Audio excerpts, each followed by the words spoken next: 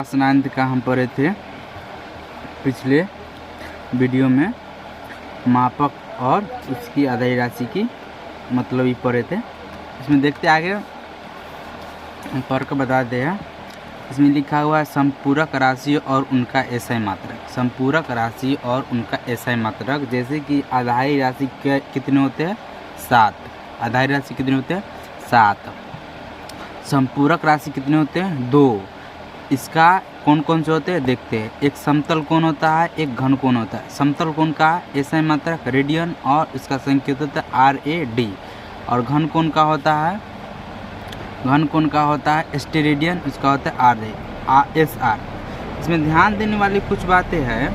आगे पढ़ते हैं एसआई उपसर्ग। एसआई उपसर्ग का कहने का मतलब है जो प्राय मेजरमेंट को आधारी या व्युत्पन्न एसआई मात्रक की पदों में व्यक्त करना सुविधाजनक नहीं होता। उदाहरण के लिए पटना से दिल्ली की दूरी को मीटर में व्यक्त करना बहुत असुविधाजनक होगा। इस सही बात है। इसी के लिए एक उपसर्ग बनाया गया है, ठीक ना। इसमें तालिका में पढ़ते उपसर्ग अंश में है देखते हैं। अंश का इसको पढ़ते देखिए। इसका सबसे आसान तरीका याद करने का, इसको आगे पढ़िएगा कंपटीशन में भी और क्लास 10 का भी एग्ज़ाम दीजिएगा। क्लास 10 से तो लगातार एग्जाम आए करते हैं। इसमें एकदम 100% एक नया क्वेश्चन आएगा। याद करने का सबसे अच्छा एकदम तरीका है milli, micro, nano, pico, femto, atto. अच्छा, इसमें देखते हैं मिली, माइक्रो, इसका एक तरफ याद करो, इसको एक तरफ याद करो। Milli, micro, nano, pico, femto, atto. सीधे एकदम milli, micro, nano, pico, femto, atto याद करो। और उसके बाद 3, 6, 9 बढ़ाते रहो। सन 10 की पावर 3 घटाते रहो, 10 की पावर 3 घटाते रहो, 10 की पावर 3 घटाते रहो, 10 की पावर 3 घटाते रहो। बस 3 से स्टार्ट करो, 10 की पावर 3 घटाते रहो, 10 की पावर 3 घटाते रहो। याद रखो ये 10 की पावर 3 1 2 3 4 5 6 गो है, तो याद रखो milli, micro, nano, pico, femto, atto. Milli, micro, nano, pico, femto, atto. याद हो गया। अब इसके बाद सेम इसी का उल्टा है। इसे माइनस किए थे, इसमें जोड़ देना है। इसमें है किलो, मेगा, जीगा, टेरा, पेटा, एक्सा है। किलो, मेगा, जीगा, टेरा, पेटा, एक्सा हो गया। इसके बाद आगे है, इसमें उदाहरण के तौर पर दिया गया है 1 मिलीमीटर बराबर 1 मिलीमीटर। अच्छा, उसी का 1 मिलीमीटर बराबर होगा 10 की पावर 3। यहाँ पे जो लिखा हुआ है यहाँ पर जो लिखा हुआ है उसके बाद मीटर बराबर 10 की पावर 3 हो गया। विभिन्न पद्धति इसी में उसी है। विभिन्न पद्धति में मात्रक और उनके संबंध। किसी व्युत्पन्न राशि के व्युत्पन्न मात्रक को प्राप्त करने के लिए हम निम्नलिखित सहायता को, किसी भी चीज़ को प्राप्त करने के लिए उसके बात पर ध्यान देना चाहिए। उसमें 1 नंबर में लिखा उस व्युत्पन्न राशि को परिभाषित करने वाले समीकरण और उस समीकरण को आधारी राशि की आधारी याद है। उसमें उदाहरण तौर पर दिया गया है, जैसे कि इससे पहले पढ़ाए थे ये राशि कितने प्रकार के होते हैं? 2 राशि 2 प्रकार के होते हैं। एक व्युत्पन्न राशि होता है, एक आधारी राशि होता है। व्युत्पन्न राशि होता है जो स्वतंत्र रूप से रहता है, और व्युत्पन्न राशि होता है स्वतंत्र रूप से, और आधारी राशि होता है जो व्युत्पन्न राशि पर डिपेंड रहता है। जैसे आप ही देख लीजिए क्षेत्रफल बराबर लंबाई गुने चौड़ाई। लंबाई और चौड़ाई हुई व्युत्पन्न राशि और क्षेत्रफल हुआ आधारी राशि, समझे ना। सेम वैसी है। और आगे इससे आगे सेम इसका है, सेम वैसी है। फिर आगे आते हैं, इसमें पढ़ते हैं कुछ है इसका मतलब कुछ एसआई मात्रक वगैरह पढ़ते हैं। ऐसे व्युत्पन्न राशि जो उदाहरण है, बल का एसआई मात्रक पहले याद करते हैं न्यूटन। बल का एसआई मात्रक न्यूटन होता है। यहाँ पे लिखा गया है बल का एसआई मात्रक न्यूटन होता है, जिसे संक्षेप में N लिखा जाता है। ऊर्जा का एसआई मात्रक जूल होता है, जिसे कैपिटल जूल J लिखा जाता है। इसलिए प्रति एकांक क्षेत्रफल का लगने वाले दाब को दाब कहते हैं। प्रति एकांक दाब किसे, कोई पूछेगा दाब किसे कहते हैं, तो प्रति एकांक क्षेत्रफल पर लगने वाले बल को दाब कहते हैं।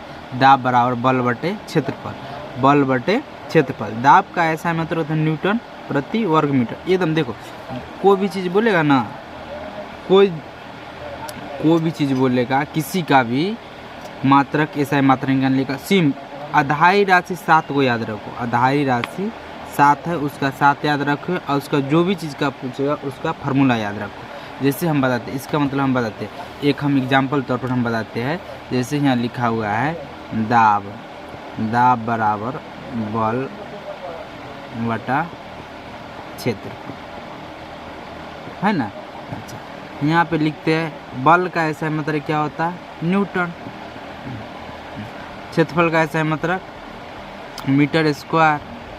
तो एक होता है न्यूटन पर मीटर स्क्वायर और नहीं तो न्यूटन मीटर, ये भी होता है। दोनों सेम होता है, इसमें कोई दिक्कत नहीं होता है, दोनों सेम होता है।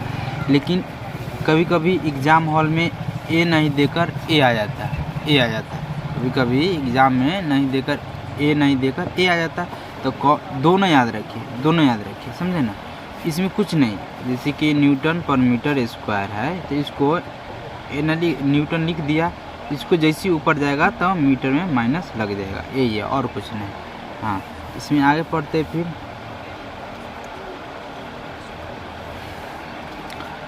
इसमें हम पढ़ दिए थे दाब का ऐसा मतलब न्यूटन है, तो इसको हम पास्कल भी कह सकते हैं, समझे। इसको हम पास्कल भी कह सकते हैं। इसमें लिखा है 1 पास्कल बराबर 1 न्यूटन पर मीटर स्क्वायर। अच्छा, गैसीय दाब को मापने का एक मात्रक एटमॉस्फेयर संकेत होता है एटीएम।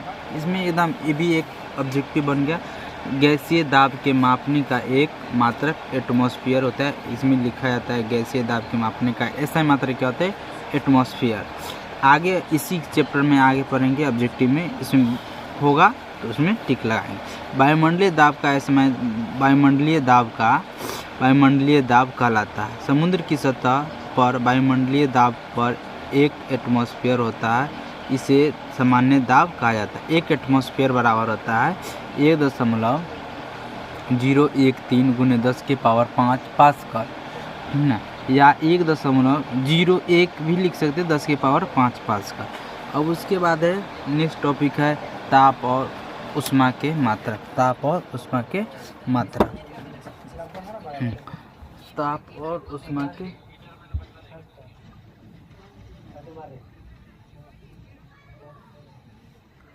मात्रक। ताप की अंतर्राष्ट्रीय पद्धति में ताप का या तापमान तापमान दोनों सेम है। ताप का ऐसा मात्रक होता है केल्विन, ठीक है। व्यवहार में क्या है ताप का ऐसा मात्रक। अच्छा, इसे बर्फ का गलनांक हम लिख देते हैं यहाँ पे, ठीक है।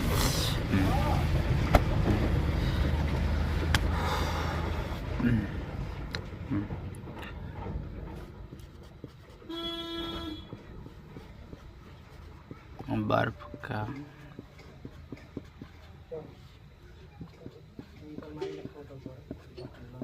पाँच केल्विन हो गया। उसके बाद है क्वथनांक,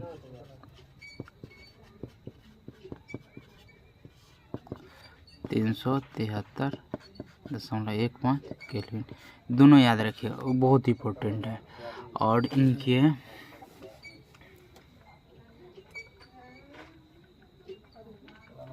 इसमें फिर लिख देते, इधर केल्विन में हो गया ना, इसमें हो गया। इसमें लिखते हैं, आगे लिखते हैं बर्फ का गलनांक केल्विन में हो गया। इसको अब डिग्री में भी लिखते हैं और सेल्सियस में भी, दोनों में लिखते हैं। तो बर्फ का गलनांक 0 डिग्री सेल्सियस और जल का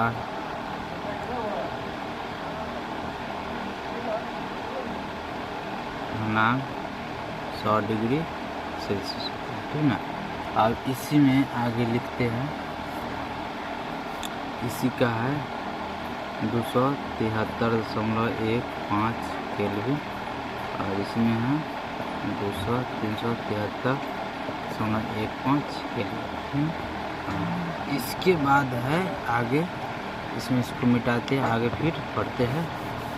इसको आज इस चैप्टर ख़त्म कर देते हैं। एक ही टॉपिक है ऊर्जा का ऐसा मतलब, ऊर्जा के बारे में द्रव ऊर्जा का ऐसा मतलब जूल होता है। इसे कैपिटल जे से सूचित किया जाता है, क्योंकि उष्मा भी एक प्रकार की ऊर्जा है, उष्मा भी एक प्रकार की ऊर्जा है। उष्मा का ऐसा मतलब भी जूल होता है। सीजीएस पद्धति में इसका कैलोरी भी संकेत करते हैं। ये सब चीज़ ऑब्जेक्टिव है, याद रखें। आगे इस चैप्टर में है ऑब्जेक्टिव याद करने के लिए। कभी कभी इसे मात्रक के लिए किलो कैलोरी का भी प्रयोग किया जाता है।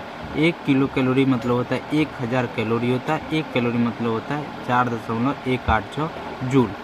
लमसम 4.2 जूल होता है, ठीक है ना। फिर इसके बाद आगे हम इस अगले कल के डेट में हम पढ़ेंगे इसका कुछ न्यूमेरिकल और इसके आगे हम क्वेश्चन पढ़ाएंगे इसके, ठीक ना।